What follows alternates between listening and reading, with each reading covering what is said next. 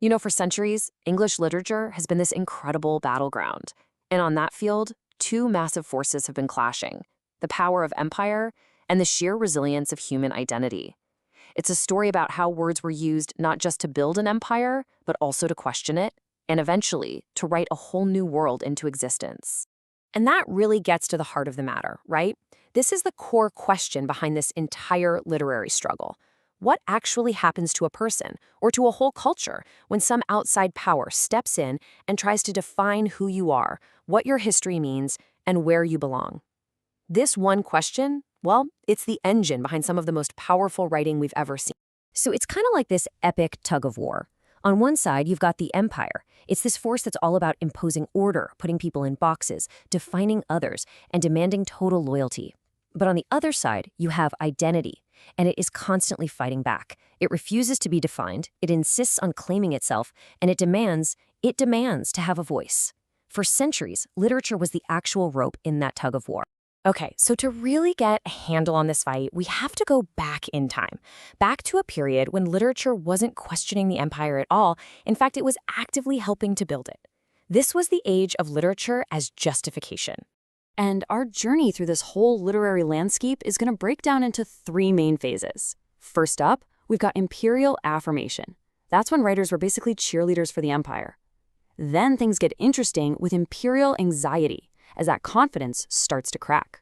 And finally, we get to postcolonial resistance, where the voices that were silenced for so long began to write back, and with a vengeance.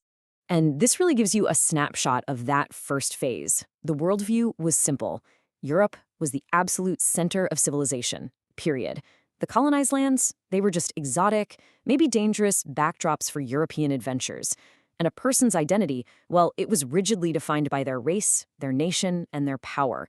In these stories, the colonized people were either completely silent, turned into simple caricatures, or just erased. So if you were reading these stories back then, the empire offered something really powerful: certainty. Your identity was clear, your place in the world was at the top, your actions were justified, everything was black and white, simple, and nobody really questioned it. But here's the thing. That kind of certainty, it could never last, because the reality of empire was so much more complicated, and frankly, a whole lot darker than the stories were letting on. And that growing unease, that feeling that something was wrong, well, it leads us right into our next phase: the rise of imperial anxiety. This is when writers, many from inside the empire itself, started to look at the moral and psychological price of domination. The confidence was beginning to shatter. All of a sudden, literature is filled with these new, really unsettling themes. You have writers exploring the moral rot that comes with having absolute power, the psychological breakdown of the colonizers themselves, and the incredible human cost of the entire project. The clear lines between right and wrong just dissolved into this murky, ambiguous gray. And this just sums up the shift perfectly. I mean, think about a book like Joseph Conrad's Heart of Darkness. In that story, the empire is no longer some noble, heroic mission. No way. It's a chaotic, dehumanizing force that strips away your humanity. And not just from the people being colonized, but from the colonizer too. This is where you really see the awful trade-off: the price of empire. The system demanded your total loyalty to the nation, to power, to the whole ideology. But what got lost in that deal? Your own personal morality, any sense of genuine human connection, any real appreciation for other cultures. It was a bargain that could literally cost you your soul. And all of this leads to a profound state of what we call alienation. It's this feeling of inner emptiness, like you've lost your moral compass. Your identity is no longer defined by your humanity, but by your role as a person in power, a dominator. The empire promised greatness, but for many, what it actually delivered was a deep, spiritual loneliness. But here's the thing: all that anxiety, it was just the warm-up act for a full-blown revolution. As the empire started to weaken, this incredibly powerful new wave of literature started to rise up from the very places the empire once controlled. This is the story of post-colonial resistance. This is about writing back to power. So how do you even begin to reclaim an identity that's been pushed down for generations? Well, post-colonial writers basically created a roadmap. Step 1, you dig up and recover the histories that the empire tried so hard to erase. Step 2, you take the colonizer's language itself and you reshape it, you make it your own. And step 3, you start to forge new, complex, hybrid identities out of all the broken pieces of the past. And this is so important. Language itself becomes the battleground. English was one of the empire's greatest tools of control, right?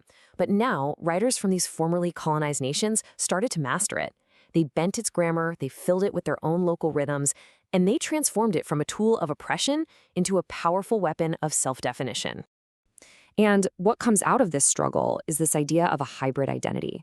It's this understanding that after colonialism, identity is just not simple anymore. It can't be. It's fractured, it's shaped by migration, memory, and loss. It's that feeling of living between two cultures, never feeling like you fully belong to either the empire or the homeland. And that's a direct, lasting psychological legacy of empire. And you've got to understand, this resistance wasn't just about nation or race. The empire also forced these really rigid gender roles on people. Masculinity meant conquest and control, while femininity meant submission and staying home. So, postcolonial and feminist writers had to fight on two fronts at once, reclaiming female agency while challenging both the power of the empire and the power of patriarchy. Okay, so why are we talking about this now? Why does any of this literary history still matter today? Because even though the British Empire as a political thing is gone, its shadow is long. We are all, in one way or another, still living in the world it created. I mean, just look at the big themes in books and movies today. Stories about migration and displacement, about racism and the memory of injustice, about trauma that gets passed down through generations. So many of our biggest conversations today about national identity, they're really just echoes of this long, complicated history with empire. So when you boil it all down, the conflict really comes down to this fundamental clash. Empire is political. It's a huge external project that tries to control you. But identity is personal. It is the absolute core of who you are, and it will always, always push back from the inside. And at the end of the day, that's the profound truth that this literature shows us.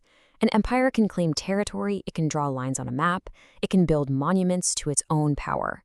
But it can never, ever fully own the human spirit. Identity always finds a way to reclaim the self.